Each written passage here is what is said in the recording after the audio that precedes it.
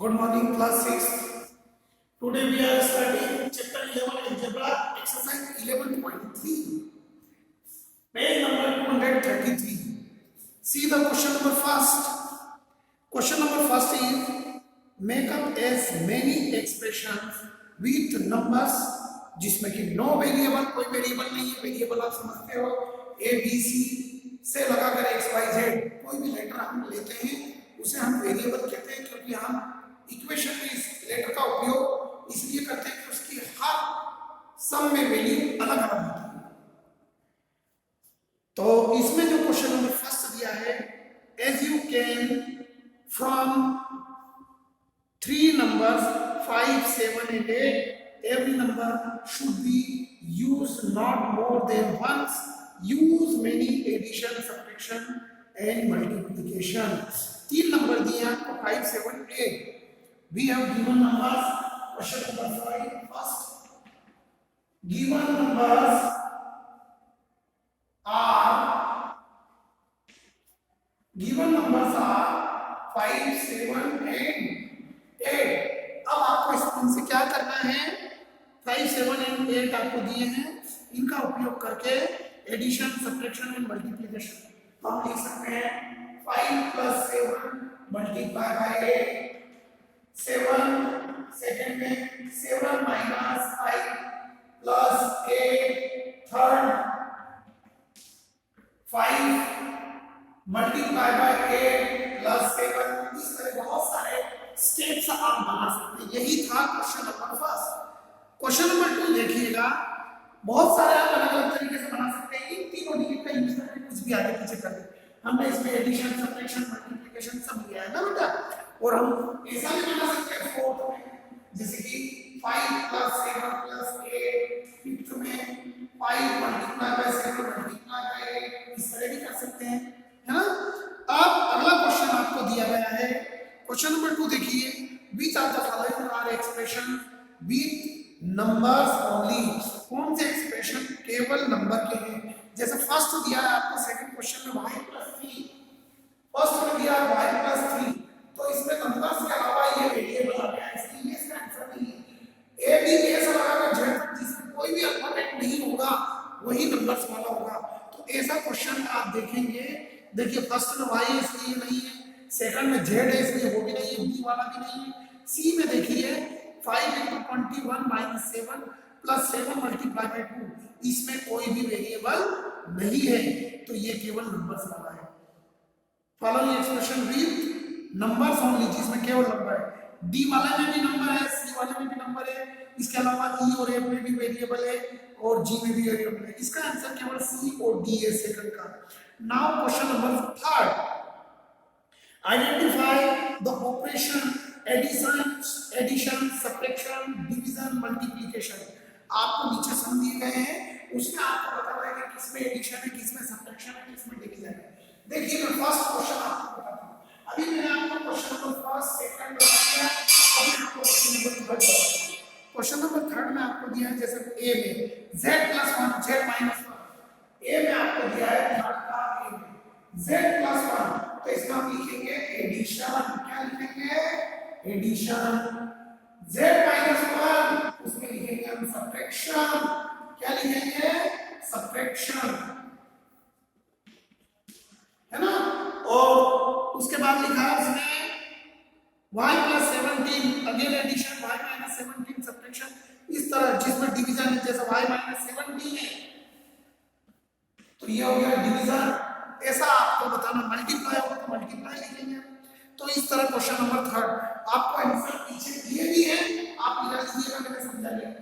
ये first, second और third question मैंने समझा दिए. आपको ए बी से कॉपी में करना है, केवल दो, ए एंड बी. हर क्वेश्चन में ए टू क्वेश्चन कर लीजिएगा. अब आते हैं क्वेश्चन नंबर थर्ड में, सॉरी क्वेश्चन नंबर 4 में. Give expression for the following cases. अब आपको स्टेटमेंट लिखा हुआ है, उसमें एक्सप्रेशन का मैथमेटिकल फॉर्म में लिखना है. जैसे कि क्वेश्चन नंबर 4 है 7 added to p, 4 का a. स्टेटमेंट लिखा है, आप पेज नंबर 233 में आपकी बुक में देखना, उसमें लिखा है 7 added to p.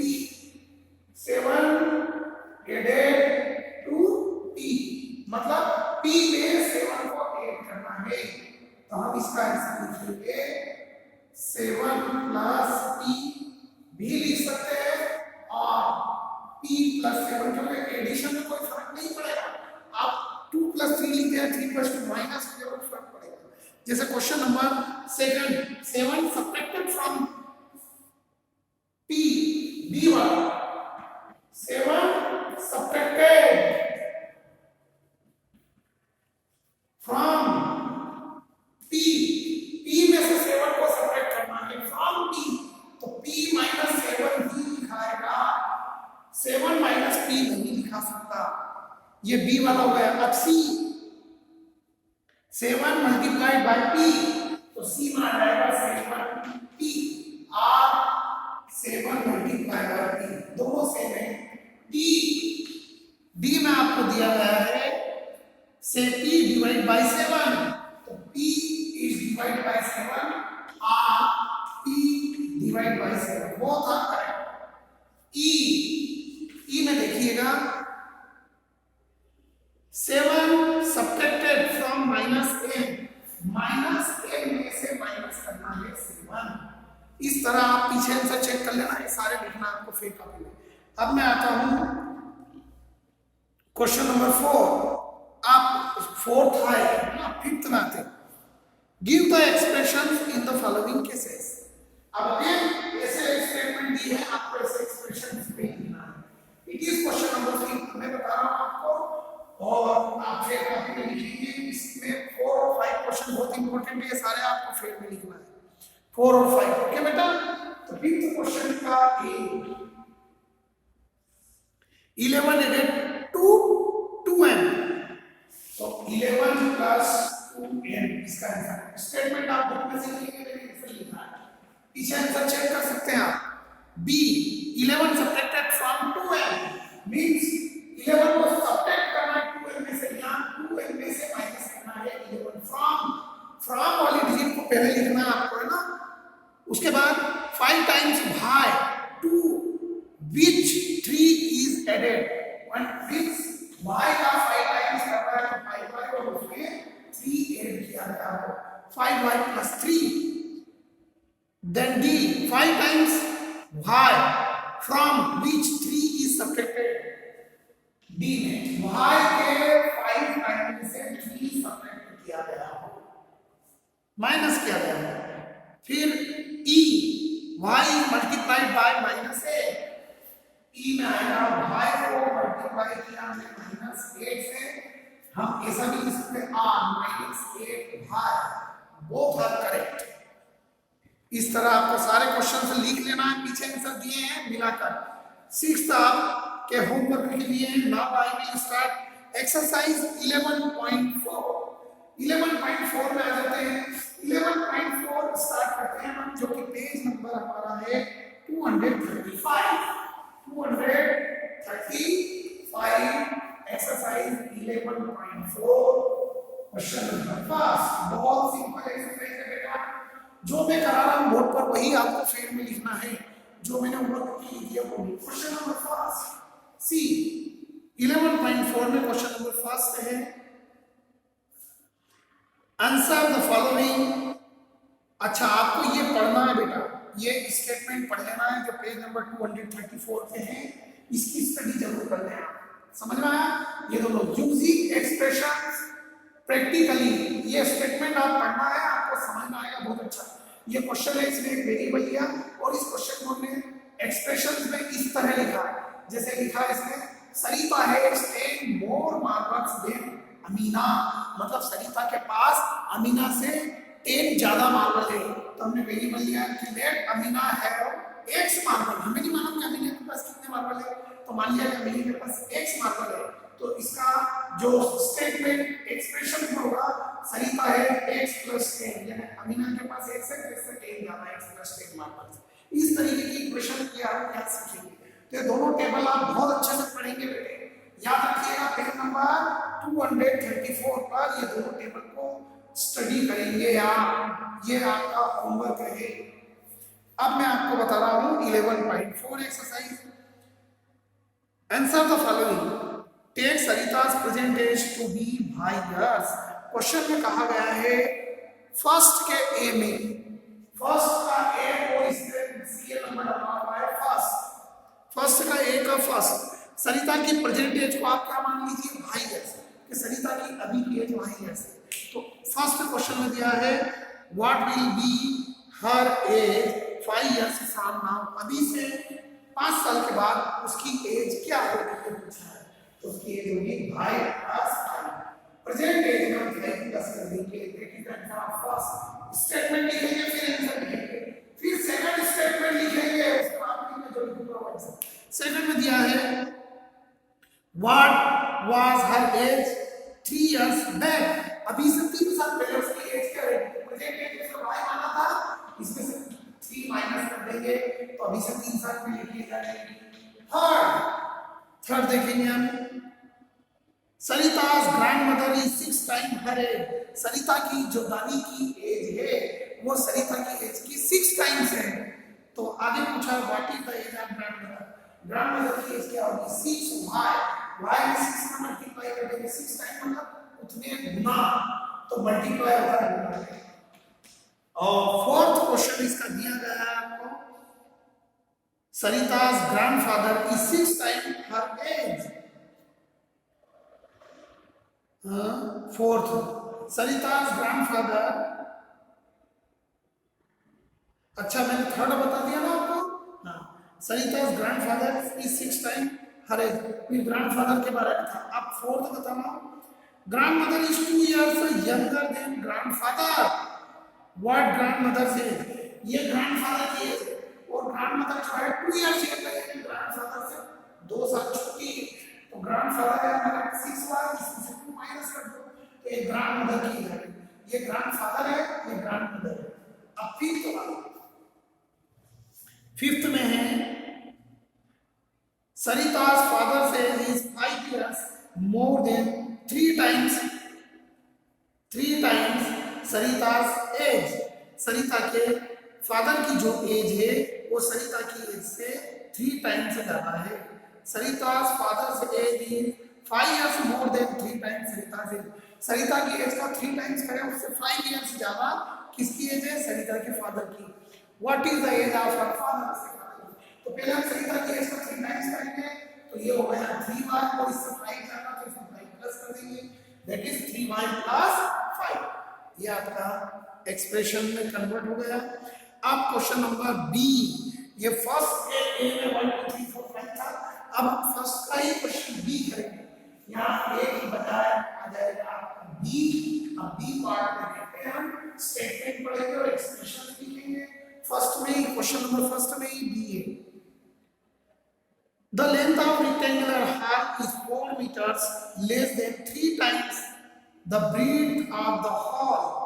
मतलब आपको ये बताया गया है कि रेक्टेंगुलर हॉल है उसकी जो लेंथ है वो 4 मीटर कम है किससे, ब्रीथ के 3 गुना से, 3 टाइम्स ऑफ ब्रीथ।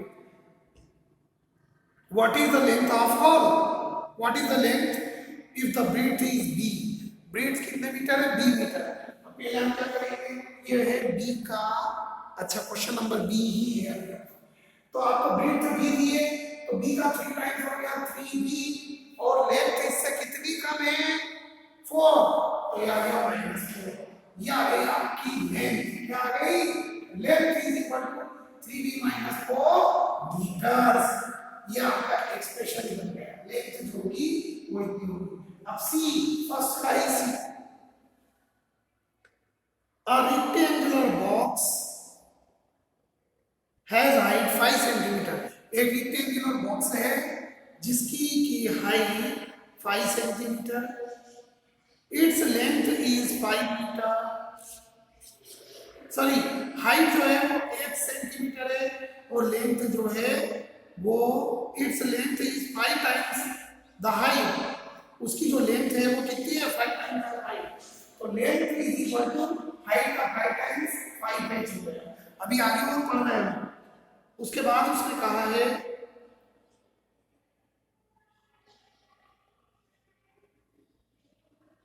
कौन सा पढ़ रहे हैं question number C.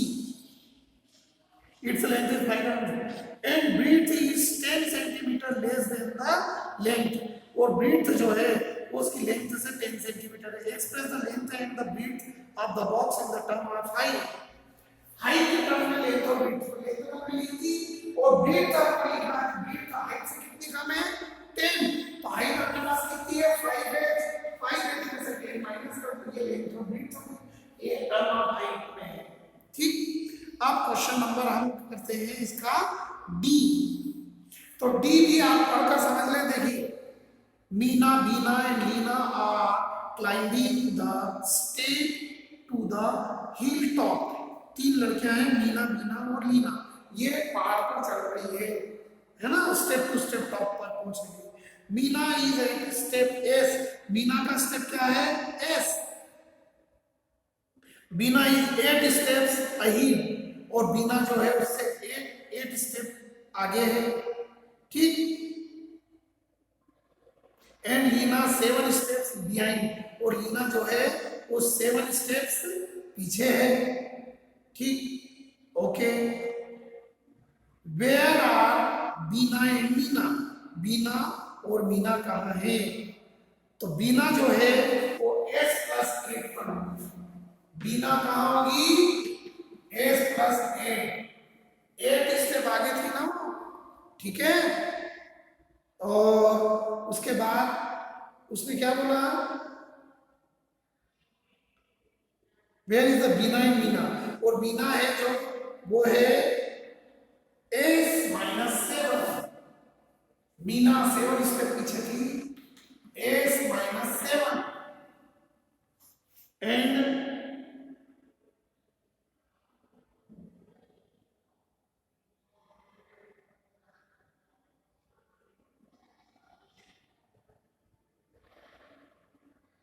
the total number of steps to the hill top is 10.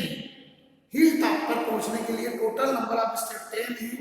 अच्छा, hill top is 10 less than 4 times that Meena has reached. Meena जितना पहुंची उसके 4 टाइम्स से कम है. तो मीना एस पर पहुंची थी, तो 4s 4 टाइम्स से 10 कम है. अगला आंसर था ये 4s minus 10. Express the total number of steps using f. ये total number of steps. This is total number of steps. इस तरह एक स्टेटमेंट को लिखकर आप इसको सॉल्व करेंगे. एक बार क्वेश्चन नंबर डी फर्स्ट का, और ई भी अब आप कर लेंगे पढ़कर. ठीक है, बस इस तरीके से आपको ये करना है. सेकंड क्वेश्चन आप होमवर्क में करें. इस तरह ये एक्सरसाइज कंप्लीट होती है. अब हम कल कर लेंगे एक्सरसाइज. चलिए ये भी बता ही देता हूँ मैं, 11.5 भी वेरी शॉर्ट है. 11.5 देख लीजिए, इसमें बहुत टाइम लगा लिया आपने. 11.5 अभी एक क्वेश्चन ही आप फेल करेंगे. Now we are starting exercise 11.5. 11.5 exercise, sorry exercise 11.5. Page number तो मैं बताऊंगा 11.5, और पेज नंबर जो है हमारे वो है 240. सी 240 पेज पर 11.5 देखिए. Question number first, state which of the following are equation. बताइए कि कौन सी इक्वेशन है विथ वेरिएबल के साथ. Give reason for your answer, और अपने आंसर का रीजन दीजिए. Identify the variable from the equation with variable, और उस इक्वेशन को फर्स्ट में बता रहा हूं. फर्स्ट का ए देखिए, 17 is equal to x plus 17 is equal to x plus 17. पहली बात तो मैं आपको ये बता देता हूं, x plus 7, sorry 17 x plus 7 ये एक इक्वेशन है, क्योंकि इसमें इज इक्वल टू का साइन होता है. जिसमें इज इक्वल टू साइन होता है वो एक इक्वेशन होती है. ये बताता है कि LHS और RHS इक्वल है, और इसमें वेरिएबल क्या है x. वेरिएबल क्या है x. वेरिएबल क्या है, variable is x. x variable है और ये कांस्टेंट है, इसलिए इक्वेशन है. बी देखिए, t - 7 is greater than 5. B t - 7 is greater than 5. An equation, is not an equation, ये इक्वेशन नहीं है। क्यों? क्योंकि इसमें इज इक्वल टू साइन नहीं है। तो जिसमें इज इक्वल टू साइन नहीं होता है वो इक्वेशन नहीं होती, वो एक्सप्रेशन होता है। और इसमें वेरिएबल इज है लेकिन ये इक्वेशन नहीं है, तो हमें तो इक्वेशन बनाना था। इस तरह आप इसके ए बी सी 3 कर लेंगे। सी जो है 4/2 इज इक्वल टू 2, इसमें भी आपका वेरिएबल नहीं है, इसलिए ये भी इक्वेशन नहीं है। 4/2 इज इक्वल टू 2 ये इक्वेशन नहीं है, इसमें वेरिएबल नहीं है क्योंकि आपको वेरिएबल वाली ही पूछा है। डी, डी में भी वेरिएबल नहीं है, मतलब इक्वेशन है बट वेरिएबल नहीं है। सी भी वेरिएबल नहीं है। एफ इसमें वेरिएबल है एंड दैट इज इक्वेशन। इस तरह आपके इसके आंसर हो गए। अब क्वेश्चन नंबर 2 देखिए, जो आपको बुक में ही करना है, फिर कॉपी में नहीं करना, बुक में कंप्लीट करना है। देखिए अब सेकंड क्वेश्चन होगा। क्वेश्चन नंबर फर्स्ट में ए और बी कर लेना। सेकंड क्वेश्चन देखेंगे आप, क्वेश्चन नंबर 2।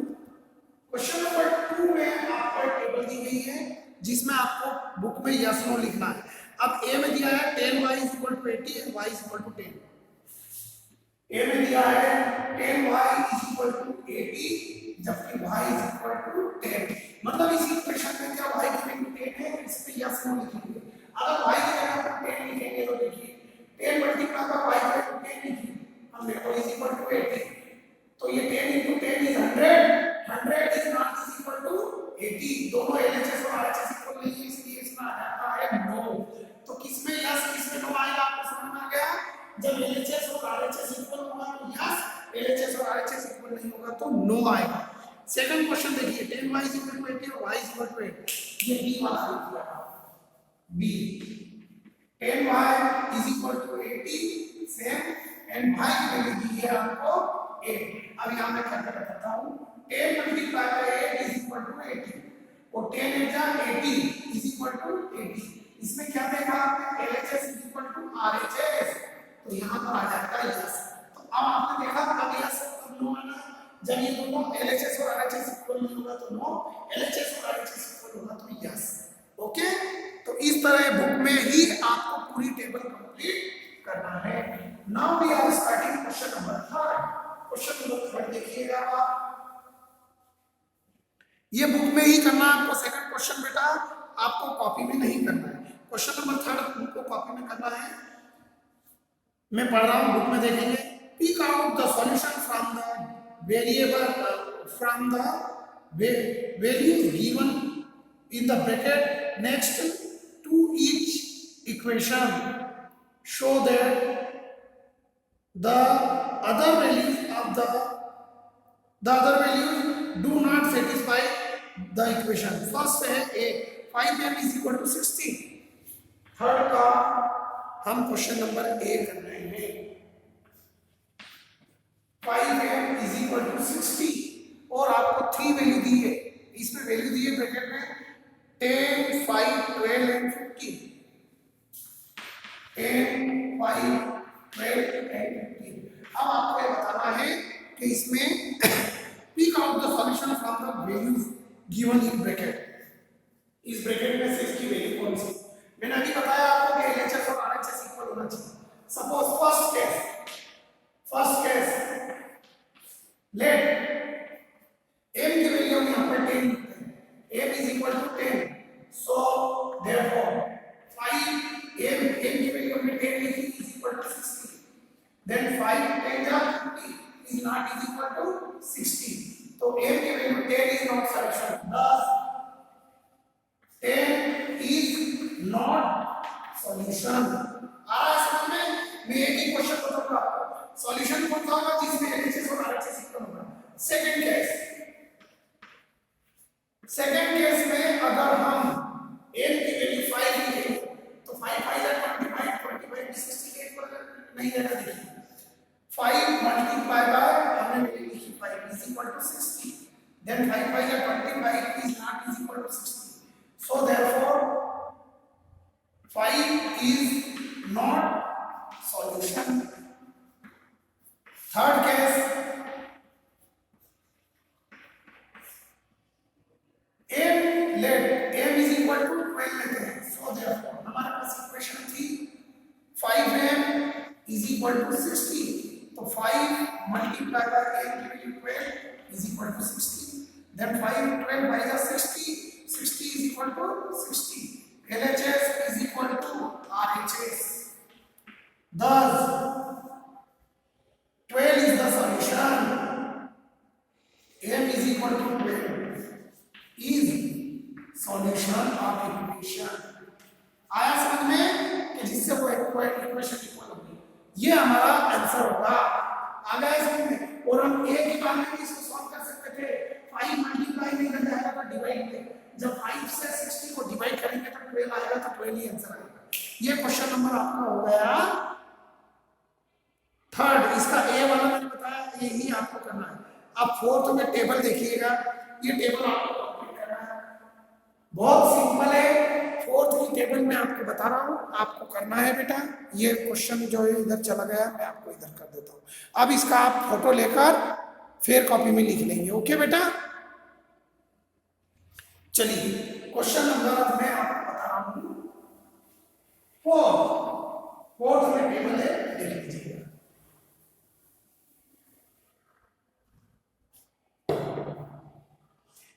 यहां पर है ऊपर वैल्यू है और नीचे दिया है m plus 10।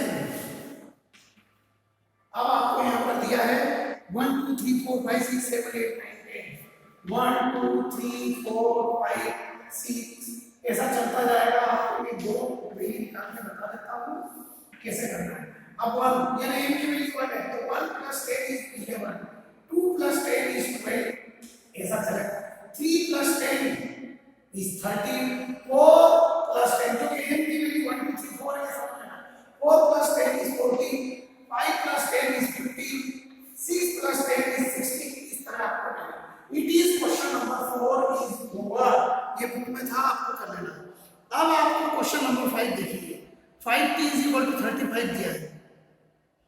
Complete the table and by inspections of the table find the solution of the equation 5t is equal to 35। question number 5।